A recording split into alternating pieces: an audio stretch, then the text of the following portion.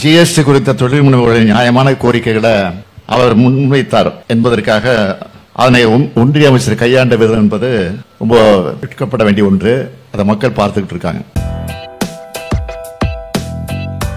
அமெரிக்க நாட்டுக்கு போன அரசு முறை பயணத்தை நிறைவு செஞ்சுட்டு சென்னைக்கு திரும்பி இருக்கிறேன். இது வெற்றிகரமான பயணமாகவும், இன்னும் சொல்லணும்னா ஒரு சாதனைக்குரிய பயணமாகவும் அமைஞ்சிருக்கு.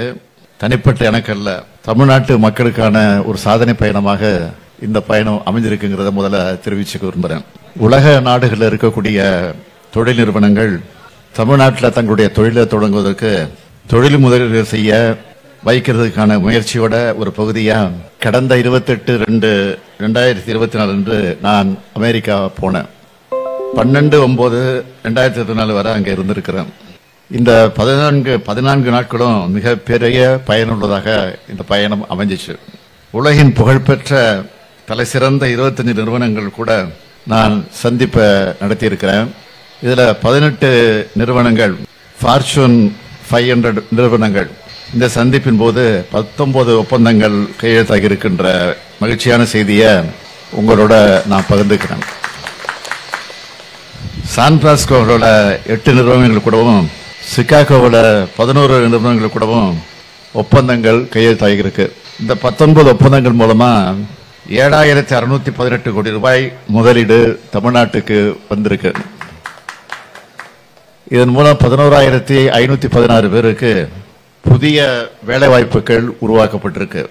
இந்த முதலீடுகள் திருச்சி, மதுரை, கோயம்புத்தூர், கிருஷ்ணகிரி, சென்னை, செங்கல்பட்டு, காஞ்சிபுரம்னு பல்வேறு மாவட்டங்களில் மேற்கொள்ளப்பட இருக்கு. கடந்த 29/8/2024 அன்று சான் பிரான்சிஸ்கோ நகரில் முதலீட்டாளர் மாநாடு நடத்தப்பட்டுச்சு. இதுல 100க்கும் மேற்பட்ட முன்னணி நிறுவனங்கள் மற்றும் நிறுவன தலைவர்கள் பங்கேற்றாங்க. தமிழ்நாடு $1 பொருளாதாரம் என்ற இலக்கை நோக்கி முன்னேறுவதற்கான பணியில பன்னாட்டு நிறுவனங்கள் தமிழ்நாடு அரசு கூட ஒன்றிணைஞ்சு செயல்படணும்னு இந்த நிறுவனங்களை நான் கேட்டுக்கிட்டேன். இன்னும் பல நிறுவனங்கள் வருங்காலத்தில் தமிழ்நாட்டுக்கு வர விருப்பம் தெரிவிச்சிருக்கிறாங்க.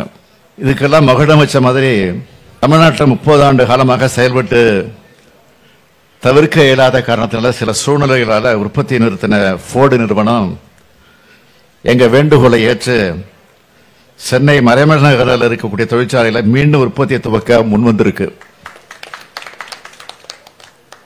அவங்க 2 நாளைக்கு முன்னாடி பேசும்போது அந்த நிறுவனத்தை சேர்ந்தவங்க என்ன சொன்னாங்கன்னா, கமிட்டி போட்டு மெம்பர்ஸ்ட பேசிட்டு அதுக்கப்புறம் சொல்றோம் அப்படின்னு சொன்னாங்க. அதுக்கப்புறம் நாங்கள் கொஞ்சம் விருப்பத்தை அதிகமாக தெரிவிச்சத காரணத்தினால எல்லா வசதியும் உங்களுக்கு பண்ணி கொடுக்குறோங்கிற அந்த நம்பிக்கை ஏற்றுக்கொண்டு, சரி நீங்க போங்க, 2 நாட்களுக்குள்ள அனுப்புறோம், அதற்கான மகிழ்ச்சியான செய்தியை நிச்சயம் அனுப்புவோம்னு சொன்னாங்க. நாங்கள் சிகாகோவில் விமான நிலையத்தில் ஏறி விமானத்தில் உட்கார்ந்த பிறகு செய்தி கிடைச்சது, அறிவிச்சுட்டாங்கன்னு. ஆக இன்னைக்கு அந்த செய்தியை இன்னைக்கு நான் உங்களோட மகிழ்ச்சியோடு பகிர்ந்துக்கிறேன். தமிழ்நாட்டின் சார்பிலும் தமிழ்நாட்டு மக்களின் சார்பிலும் இந்த முடிவை மகிழ்ச்சியோடு வரவேற்று அவங்க உற்பத்தியை துவங்குவதற்கான எல்லா உதவிகளையும் வழங்குவதற்கு நான் ஆணையிட்டு இருக்கிறேன். அதே போல என்னுடைய கனவு திட்டமான நான் முதல் திட்டம் வழியா தமிழ்நாட்டு இளைஞர்களுக்கு திறன் மேம்பாடு மேற்கொண்டு அதன் மூலமாக வளமான எதிர்காலத்தை உருவாக்குற வகையில் செயற்கை நுண்ணறிவு தொழில்நுட்பம் பற்றின பயிற்சிகள் வழங்கப்படுவதற்கான புரிந்துணர்வு ஒப்பந்தம் கூகுள் நிறுவனங்களோட மேற்கொள்ளப்பட இருக்கு. ஆட்டோடெஸ்க் நிறுவனம் கூட தமிழ்நாட்டு இளைஞர்களின் திறன்களை மேம்படுத்துவதற்காகவும் குறு சிறு மற்றும் நடுத்தர நிறுவனங்கள் மற்றும் ஸ்டார்ட் அப்கள் உள்ளிட்ட தொழில்துறை சுற்றுச்சூழல் அமைப்புகளை போட்டித்தன்மையை மேம்படுத்தவும் புரிந்துணர்வு ஒப்பந்தங்கள் மேற்கொள்ளப்பட்டுச்சு. இது மூலமா தமிழ்நாட்டில் தொழில் தொடங்கவும் வணிகம் உகந்த சூழ்நிலையை நிலவுகிறது மட்டுமல்லாமல் உலகெங்கிலும் இருக்கக்கூடிய முதலீட்டாளர்கள் முதலீடு மேற்கொள்ள விரும்புகிற மாநிலமாகவும் தமிழ்நாடு திகழ்ந்து வருவது நிரூபிக்கப்பட்டிருக்கு. 31/8/2024 அன்று சான் பிரான்சிஸ்கோவிலும் 7/9/2024 அன்று சிகாகோ நகரத்தில் நடைபெற்ற தமிழ் கூட்டமைப்பு தமிழ்ச்சங்கங்களின் சார்பில் நடைபெற்ற அமெரிக்க வாழ் தமிழக சந்திப்பு நிகழ்ச்சியில் கலந்துட்டு உரையாற்றினேன். இது தமிழ்நாட்டில் இருக்கிறது போன்ற உணர்வை எனக்கு ஏற்படுத்துச்சு. அமெரிக்க தமிழ் எல்லாத்துக்கும் என்னுடைய நன்றியை தெரிவிச்சுக்கிறேன். ஒப்பந்தங்கள் செஞ்சிருக்கக்கூடிய எல்லா நிறுவனங்களுக்கும் என்னுடைய நன்றியை தெரிவிச்சுக்கிறேன். சார் சார் இந்த முதலீட்டு ஒப்பந்தம் தொடர்பாகவும் இந்த வெளிநாட்டு பணம் தொடர்பாகவும் வெள்ளை அறிக்கை வேணும்னு சொல்லிட்டு எதிர்க்கட்சிகள் தொடர்ந்து கோரிக்கை வச்சுட்டே வராங்க சார். அது தொடர்பாக உங்களுக்கு அமெரிக்க பயணத்துக்கு முன்னதாகவே உங்களை சந்திச்சு தமிழ்நாட்டில் கடந்த 3 ஆண்டு காலத்தில் வந்த முதலீடுகளை பற்றி நான் விளக்கமாக சொல்லியிருக்கிறேன். அது மட்டும் இல்லாமல் தொழில்துறை அமைச்சர் அவர்களும் அது குறித்து புள்ளி விவரங்களோடு விளக்கி இருக்கிறாரு.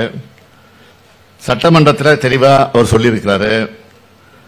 அதை குறிப்பாக எதிர்க்கட்சி தலைவர் மட்டும் இல்லை, எதிர்க்கட்சி தலைவராக இருக்கக்கூடிய எடப்பாடி பழனிசாமி அவர்கள் படித்து பார்த்து தெரிஞ்சுக்கிட்டு சொல்லணும். அவர் முதலமைச்சர் எடப்பாடி பழனிசாமி முதலமைச்சர் வந்தப்போ முதலீடுகளை இருக்க வெளிநாடு போனதாக சொன்னாங்க. அதில் 10 விழுக்காடு ஒப்பந்தம் கூட நிறைவேறல. அதுக்கான ஆதாரம் என்கிட்ட இருக்கு. அதை சொன்னா உள்ளபடியே இது அவருக்கு பெரிய அவமானமா இருக்கும். அதனால தவிர்த்துறேன். சொல்லுங்க சார். இப்போ கோவையில் 2 நாட்களுக்கு முன்பு ஜிஎஸ்டி தொடர்பாக நடைபெற்ற ஆலோசனை கூட்டத்தில் ஜிஎஸ்டி தொழில் செய்கிறவங்களுக்குலாம் எவ்வளோ கடினமாக இருக்குன்னு பேசின அன்னபூர்ணாவுடைய உரிமையாளர் அடுத்த நாள் கூப்பிட்டு மன்னிப்பு கேட்க வைக்கப்பட்டிருக்காரு. அது எப்படி பார்க்குறீங்க? ஜிஎஸ்டி குறித்த தொழில் முனைவோருடைய நியாயமான கோரிக்கைகளை அவர் முன்வைத்தார் என்பதற்காக அதனை ஒன்றிய அமைச்சர் கையாண்ட விதம் என்பது ரொம்ப எடுக்கப்பட வேண்டிய ஒன்று. அதை மக்கள் பார்த்துக்கிட்டு இருக்காங்க. அதாவது தமிழகத்துக்கு கிடைக்க வேண்டிய நிதி வேணும் அப்படின்னா புதிய கல்விக் கொள்கையை ஏத்துக்கணும் அப்படின்னு மத்திய அமைச்சர் உங்களுடைய அந்த கோரிக்கைக்கு பதில் கொடுத்திருக்கார். அதே போல மெட்ரோ ரயில் ப்ராஜெக்ட் 2க்கு மத்திய அரசுடைய அந்த பங்களிப்பை இது வரைக்கும் கொடுக்கல. நேற்று முன்தினம் கூட மத்திய நிதியமைச்சர் நான் கடனுதவி பெற்று கொடுத்தோன்னு விளக்கியிருந்தாங்க. ஆனா மத்திய அரசோட பங்களிப்பு கொடுக்கல. இந்த 2 பெரும் நிதி தேவையை வேணும், உடனடியாக வேணும் வலியுறுத்தி பிரதமரை நீங்க சந்திச்சு வலியுறுத்துவீங்களா? நிச்சயமா, உறுதியா. மற்ற விஷயத்தை பொறுத்த வரைக்கும் பள்ளி கல்வித்துறையில் நிதிக்கு புதிய கல்விக் கொள்கை ஏற்றுக்கொள்வது குறித்து தொடர்பாக ஏற்கனவே சம்பந்தப்பட்ட அமைச்சர்களும் அதிகாரிகளும் இப்போ சந்திச்சிருந்திருக்கிறாங்க. இது குறித்து பிரதமரிடத்தில் நான் உடனடியாக நேரம் கேட்டு நானும் அது குறித்து வலியுறுத்தி இருக்கிறேன் என்பதை உறுதியோடு தெரிவிச்சுக்கிறேன். சார், அமெரிக்கா பயணத்தின் போது எதிர்பார்த்த அளவு நம்ம முதலீடுகள் பெறப்பட்டிருக்கா? குறிப்பா ஏன்னா ஆந்திரா, தெலுங்கானால அந்த முதலமைச்சர்கள் அமெரிக்கா பயணத்தின் போது 25,000 கோடிக்கு மேல முதலீடுகள் ஈர்க்கப்பட்டதா குறிப்பிடப்பட்டிருக்கு. அது தொடர்பாக ராமதாஸ் அவர்கள் அறிக்கையிலும் மட்டும் குறைந்த அளவு முதலீடுகள் தான் இந்த அமெரிக்கா பயணத்தின் மூலம் ஈர்க்கப்பட்டதாக ஒரு குற்றம் சாட்டியிருக்காரு. இதை நீங்க எப்படி பாக்குறீங்க சார்? அதெல்லாம் அரசியல் நோக்கத்தோடு சொல்லப்படக்கூடிய விஷயங்கள். இதுல எங்களுக்கு நம்பிக்கை, நாங்கள் எதிர்பார்த்த விட அதிகமான முதலீடுகள் வந்திருக்கு. அது உறுதியோடு வரக்கூடிய முதலீடுகளாக வந்திருக்கு. அதுல எந்த சந்தேகம் ஏற்பட வேண்டிய அவசியம் இல்லை. நாங்கள் திமுக என்பது சொன்னதை தான் செய்யும், சொல்வதை தான் செய்வோம். ஒரே வரையில் சொல்லிடுறேன். இன்னைக்கு 75ஆம் ஆண்டு விழாவை கொண்டாடக்கூடிய வகையில் திமுக பவள விழாவை கொண்டாட இருக்கு. ஆக நிச்சயமா உறுதியா நீங்க எதிர்பார்க்கக்கூடிய சூழ்நிலை உருவாகும் என்று நம்புகிறேன்.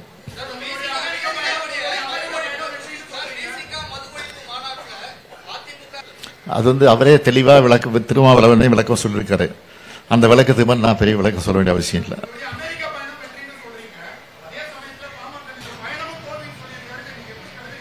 அப்படி இல்லை, அவங்க மாநிலத்துக்கு அவங்க உரிமையை தட்டி கேட்டு உரிமை இருக்கு. அது மாதிரி நாங்களும் நம்மளுடைய மாநிலத்துக்கு என்னென்ன வேணுமோ, என்னென்ன வசதி ஏற்படுத்த வேண்டுமோ, திருமாவளவனே அதற்குரிய விளக்கத்தை கொடுத்திருக்காரு. இது அரசியல் நோக்கத்தோடு நடத்தப்படக்கூடிய மாநாடு இல்லை. எல்லாத்துக்கும் தனிப்பட்ட முறையில் நான் அழைப்பு கொடுத்துருக்கிறேன்னா அது பொதுவான விஷயம். இதுக்கும் அரசியலுக்கும் முடிச்சு போடாதீங்கன்னு தெளிவாக சொல்லியிருக்கிறாரு. அதை தான் நான் மறுபடியும் சொல்கிறோம்.